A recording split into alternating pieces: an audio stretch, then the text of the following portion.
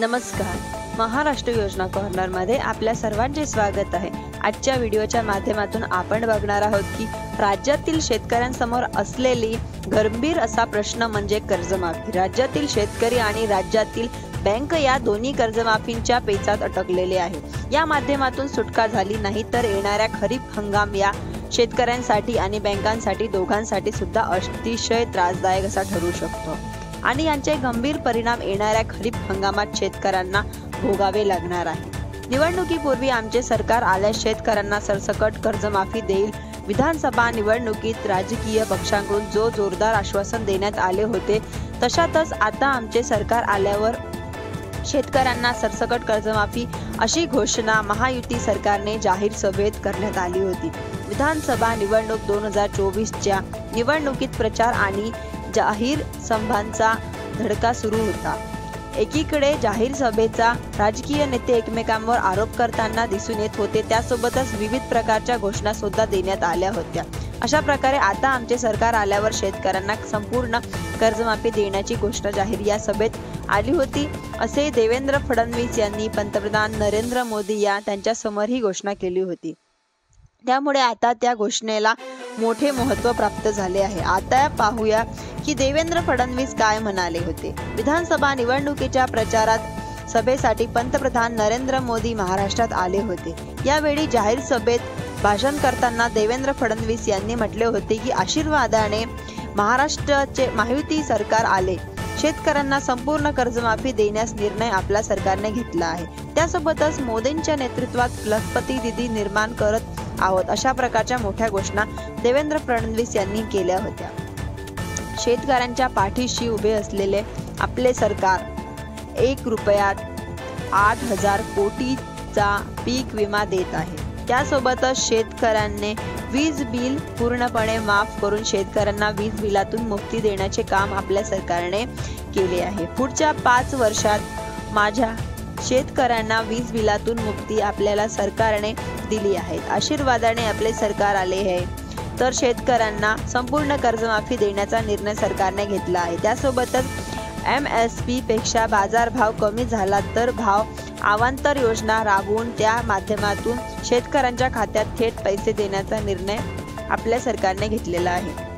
देवेंद्र फडणवीस म्हणाले आणि विकासाची गंगा निघून आहे. खानदेशातील धुळ्यामधून पंतप्रधान नरेंद्र मोदी आणि प्रचारासाठी सुरुवात केली. यांचा अतिशय आनंद होत होता. 10 वर्षांमध्ये नरेंद्र मोदी यांच्या नेतृत्वात या जिल्ह्यांमध्ये जे काम झाले आहे त्यामुळे धुळे जिल्ह्यात पुढच्या 5 वर्षांमध्ये महाराष्ट्राचा नंबर 1 जिल्हा होणार आहे. अशा प्रकारची महत्त्वाची माहिती देवेंद्र फडणवीस यांनी निवडणुकीपूर्वी दिली होती. तर आता या घोषणा प्रत्यक्षात पूर्ण करायचं काम देवेंद्र फडणवीस यांनी सुरू केलेलं आहे. तर मित्रांनो, त्यांची घोषणा केल्याप्रमाणे आता शेतकऱ्यांना कर्जमाफी जाहीर करण्यात आलेली आहे.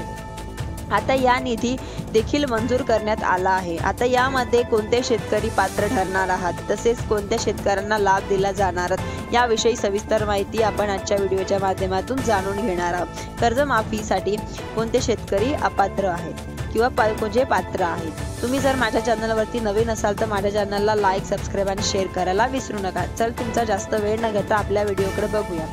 मोठ्या जमिनी असलेले शेतकरी म्हणजेच 5 एकरापेक्षा जास्त जमीनधारक शेतकऱ्यांना कर्जमाफी योजनेत लाभ हा मिळणार नाही. दुसरं म्हणजे ज्यांचे वार्षिक उत्पन्न एका ठराविक मर्यादेपेक्षा जास्त आहे ते सुद्धा अपात्र ठरतील. तिसरे म्हणजे नियमित कर्ज परतफेड करणारे शेतकरी म्हणजे ज्या शेतकऱ्यांनी वेळेवर आपले कर्ज फेडले त्यांना कर्जमाफी योजनेचा थेट लाभ मिळणार नाही.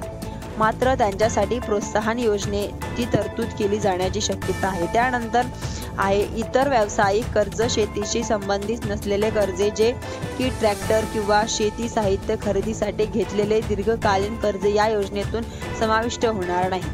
तर अशा प्रकारे हे शेतकरी अपात्र होणार आहेत. त्यानंतर आता आपण पाहूया की कर्जमाफीसाठी कोणते शेतकरी पात्र असणार आहे. या ठिकाणी पहिला आहे कर्जाची रक्कम म्हणजेच 2 लाखापर्यंत पीक कर्ज म्हणजेच क्रॉप लोन माफ केले जाते. दुसरा आहे म्हणजे ही कर्ज अल्पकालीन कर्जाच्या श्रेणी येतील असावी. दुसरं बघूयात की कर्जाची कालावधी 2023 आणि 2024 हंगामाच्या अगोदर घेतलेले कर्ज या कर्जमाफीसाठी या योजनेत पात्र ठरतील. दुसरं बघूयात, योजनेसाठी अंमलबजावणी जाहीर केलेल्या तारखेनंतर होईल.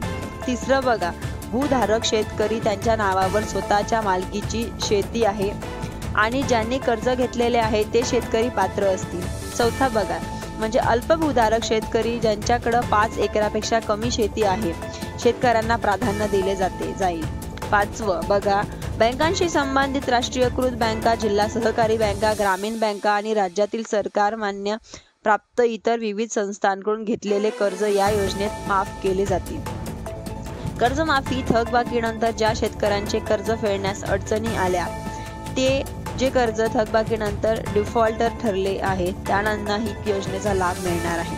सातवा बघा, महिला शेतकऱ्यांना विशेष प्राधान्य दिले जाईल, खास करून ज्यांच्यावर नावावर शेती आहे किंवा ज्यांनी स्वतःच्या नावावर कर्ज घेतले आहेत. अशा प्रकारे हे शेतकरी कर्जमाफीसाठी पात्र असणार आहेत. तर शेतकरी मित्रांनो, महायुतीने शेतकऱ्यांना कर्जमाफी देण्याचं आश्वासन जाहीरनाम्यात दिले होते. आश्वासन सरकार पूर्ण करून शेतकऱ्यांना कर्जमाफी देण्यात येईल अशी घोषणा मुख्यमंत्री देवेंद्र फडणवीस यांनी विधानसभेच्या अंतिम आठवड्यात प्रस्तावावरील चर्चेत दिली होती. विदर्भ आणि मराठवाड्याच्या विकासासाठी कटिबद्ध असलेले त्या दृष्टीने काम सुरू आहे. या भागात विकासासाठी 25,000 कोटी रुपयाचा निधी देण्यात आलेला आहे. तसेच जवळपास महाराष्ट्रामध्ये सर्व शेतकऱ्यांसाठी कर्जमाफी पुढील काही दिवसांमध्ये जाहीर करण्यात येणार आहे.